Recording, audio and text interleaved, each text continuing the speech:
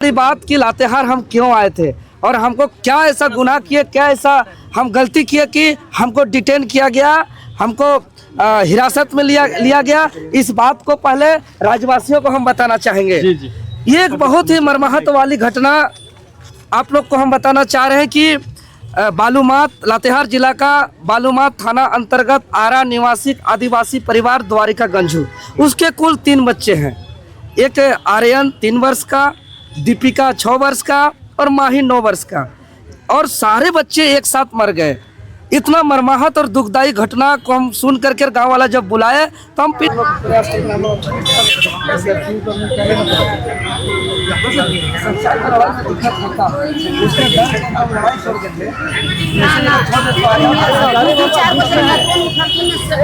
सबको छोड़ा लेंगे हम लोग। चलिए अभी छोड़वाते हैं।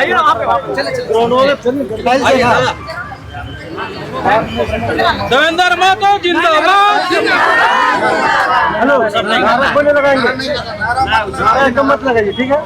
मिलना है, बात करना है। आज ग्राउंड में हम लोग चलते हैं, वहाँ 5 मिनट मिलेंगे। देखिए, देवेंद्र नाथ महतो जो है अब 12 घंटे के बाद छूट चुके हैं और इनके जिन लोगों को न्याय दिलाने को लेकर पहुंचे हुए थे उन लोगों के साथ यहाँ पे नजर आ रहे हैं। बालूमाथ थाना के समक्ष है। उससे पहले जो है ये हैरहरगंज थाना में जो है इनको डिटेन करके रखा गया था। हालांकि उन्हें 12 घंटा के बाद जो है अंततः इन्हें छोड़ दिया गया है और तमाम जो लोग हैं, इनके साथी सहयोगी जो लोग थे, उनको अब तक जो है शायद नहीं छोड़ा गया है।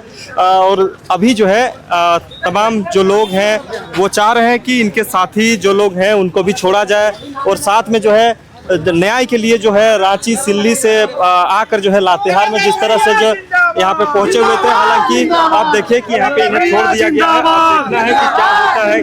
और लगातार इस चीज़ों की झारखंड भर में जो इसका चर्चाएं थी कि देवेंद्र नाथ महतो को डिटेन कर लिया गया है। अब आगे क्या होगा क्या नहीं, लेकिन अंततः जो है सच्चाई की जीत होती है और उन्हें जो है 12 घंटे डिटेन करने के बाद जो है उन्हें छोड़ दिया जाता है। उनके समर्थकों का भारी हुजूम जो है यहाँ पे देखने को मिल रही है। आपको दिखाने का ये कोशिश कर रहे हैं, ये प्रयास कर रहे हैं। इनको जो है लगभग कल 7:30 बजे के करीबन जो है डिटेन किया जाता है और अब जो है 11-12 बजे के करीबन जो है उन्हें छोड़ दिया जाता है। अब क्या कुछ शर्तों के साथ जो है इन्हें रिहाई किया जाता है, ये देखना बेहद जरूरी है।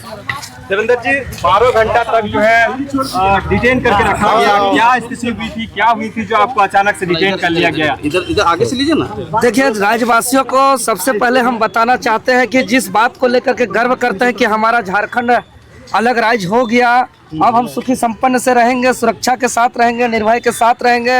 हमारा जल जंगल जमीन का सुरक्षा और सुरक्षित है, हमारा स्वाभिमान, हमारा मान सम्मान है। आज़ाद भारत में रह रहे हैं, अलग झारखंड राज्य में रह रहे हैं। लेकिन वास्तविक में ऐसा सिर्फ कहने को है, किताबों में है, बातों पे है, लेकिन सच्चाई में अगर देखा जाए तो हम बहुत बड़ा सच बात बताने जा रहे हैं कि यहाँ कुछ चंद लोगों का राज चल रहा है। CCL का GM, CCL का PO के पॉकेट में यहाँ के प्रशासन है, यहाँ के सरकार है, उनके इशारों पर काम कर रही है। सबसे बड़ी परिवार के साथ मिलने आए। जब पीड़ित परिवार से हम जानने का प्रयास किए कि कैसे यह घटना घटा, तो वो लोग बताया कि ये लोग रांची में रहते थे, यहाँ के वास्तु स्थिति को नहीं जानते थे। यहाँ पे माइनिंग हो रहा है आसपास में मगध प्रोजेक्ट का, और इतना गड्ढा कर दिया कि पानी का लेयर से ज़्यादा गड्ढा कर दिया, तो पानी का जो सोर्स था, कुआं या तालाब या बोरिंग, वो सब खत्म हो गया। अब आरा, चमातू, कुंडी या आसपास गाँव का पानी CCL द्वारा सप्लाई से ही निर्भर है। तो पिछले 3-4 दिनों से सप्लाई नहीं हो रहा था।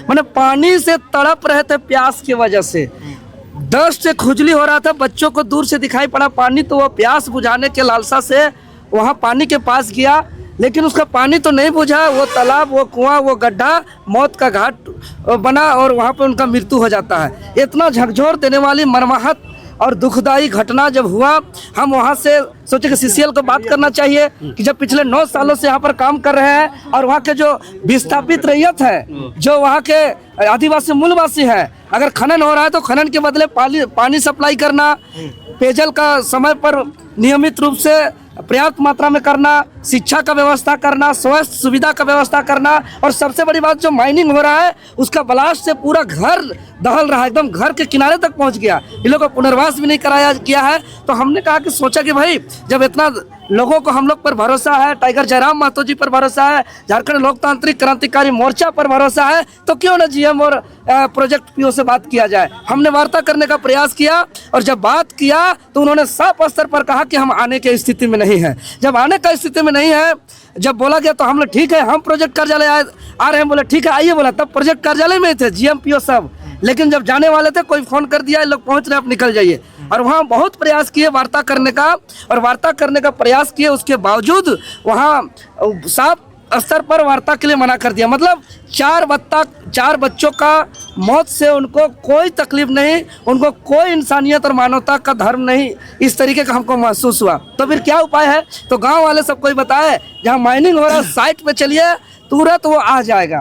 फिर गांव के सर्वसहमति से हम लोग, चूंकि ये अगर स्थिति उत्पन्न हुआ तो ये जीएम पीओ की वजह से हुआ, और हम लोग साइट पर गए और साइट पर सभी जो है कि संचालन को हम लोग ने ठप कर दिया, पूरा 2 दिनों तक ठप कर दिया।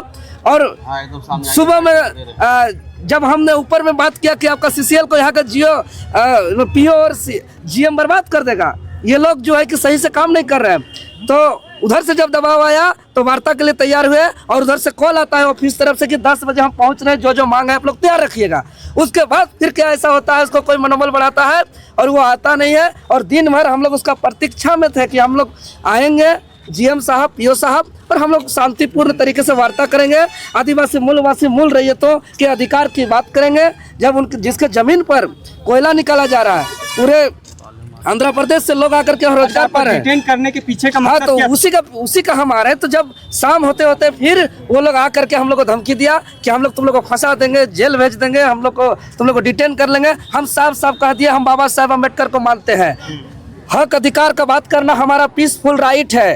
और आज यहाँ बैठे हैं तो आज जिसका जमीन पर कोयला निकाला जाता है, आज वो जमीन के मालिक का पानी का सुविधा के लिए बैठे हुए हैं, उनके रोजगार के लिए बैठे हुए हैं, उनके स्वास्थ्य सुविधा के लिए हम बैठे हुए हैं, उनके शिक्षा व्यवस्था के लिए हम बैठे हुए हैं। और जो बच्चे का मौत हुआ उस प्रकरण का जांच करके दोषियों पर कार्रवाई की मांग को लेकर के बैठे हुए हैं, क्योंकि जिसका पिताजी को भी लोग दबाने का काम किया, क्योंकि वो सीसीएल में काम करते थे, उनको नौकरी में निकालने का धमकी दिया, फिर उसको हटा दिया हम लोग के साथ से। लोग इतना साजिश किया, खत्म करने के लिए आपको डिटेन किया गया था? आंदोलन को नहीं यार, रैयतों के आवाज को दबाने के लिए, कुचलने के लिए।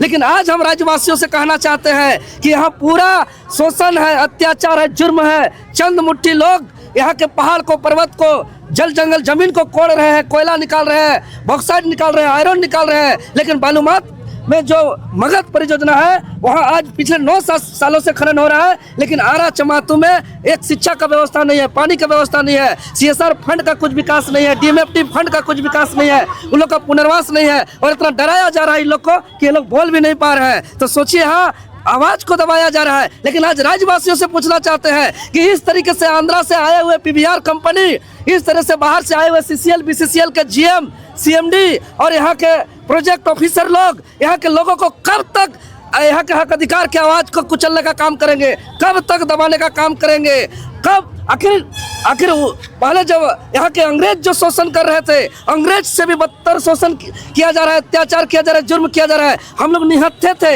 हम लोग न्याय का गुहार लगा रहे थे, हम लोग खुले आसमान में थे, कड़की धूप में बैठे हुए थे, और हम लोग हाथ जोड़ करके आग्रह कर रहे थे वार्ता को लेकर के।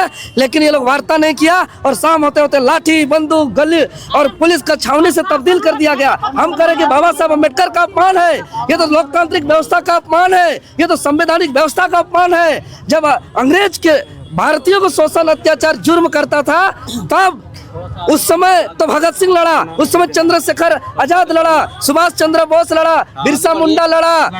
लेकिन अब सवाल है कि ये जो अंग्रेज से ज्यादा क्रूर और शोषण, अत्याचार यहाँ के कॉर्पोरेट कर रहे हैं, यहाँ के सीसीएल बीसीसीएल के गुंडों कर रहे हैं, अब कौन बिरसा पैदा होगा, अब कौन भगत सिंह पैदा होगा, अब कौन सुभाष चंद्र बोस पैदा होगा? इस बात को सोचना होगा। देखिए, लाठी चार्ज का स्थिति था कुछ, हम तो उसके बाद डिटेन होकर चले गए, उसका हमको जानकारी नहीं है।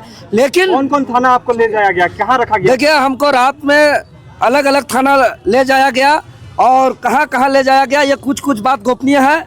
और अंत में हमको थाना से छोड़ दिया गया है। हमारे साथियों के सर, आपके साथ कितने लोगों को डिटेन किया गया? हमको उसका भी जानकारी नहीं है कि कितने लोगों को साथ आपको छोड़ा गया। देखिए, हमको शर्त तो बहुत कि जब चाहे तब हम बुलाएंगे, तो आपको स्वयं आना पड़ेगा। हमको कोई दिक्कत नहीं है, हमको लाठी मारते हमको कोई दिक्कत नहीं है, हमको जान से मारते हमको कोई दिक्कत नहीं है, हमको जेल भेजते हमको कोई दिक्कत नहीं है।